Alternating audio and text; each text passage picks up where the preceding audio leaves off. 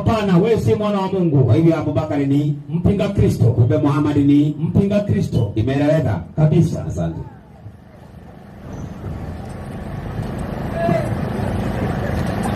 Haya, Abubakar sije kama wamejibiwa dakika 3. Swali kwanza kabisa. Kwanza swali, nimesikitika kwa maana mwalimu aliyesimama hapa swali hajajibu, lilikuwa swali la mtego tu. Maandiko yanasema katika 1:45 anasema Yesu mwana wa Yusufu.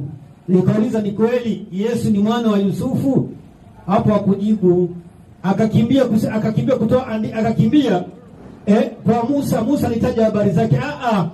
Maandiko yalisema hivyo. Hebu rudia 1:45 Yohana asikie haraka. 1:45 ndio inasema hivi. Katika 1:45 kitabu ni cha Yohana. Yasemaje? Biblia inasema hivi. Filipo akamwona Nathanaeli, akamwambia tumemwona yeye aliyeandikwa na Musa katika Taurati na manabii. Yeye aliyeandikwa na Musa katika Taurati na manabii. Yesu mwana wa Yusufu. Yesu mwana wa Yusufu. Kumbe katika Taurati kuliandikwa maneno ya Yesu mwana wa Yusufu. Sasa wapi katika Taurati? Ili tujue kwamba kama haipo katika Taurati, kumaanisha katika Yesu kuwa ni mwana wa Mungu ameongezwa katika Biblia. Kwa maana Yesu ni mwana wa nani? Wa Yusufu. Je, katika Taurati wapi Yesu mwana wa Yusufu? Kama ipo, basi tunajua kweli Yesu mwana wa Yusufu kulingana na maandiko ilivyosema si mwana wa Mungu. Kwa hiyo mimi namshangaa.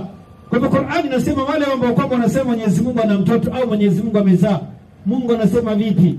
Hawa hawana elimu juu ya jambo hili, wala baba zao bado wanajisemea tu. Ndio ningependa niweze kurudi pale katika nani? Katika 19:88 Qur'ani.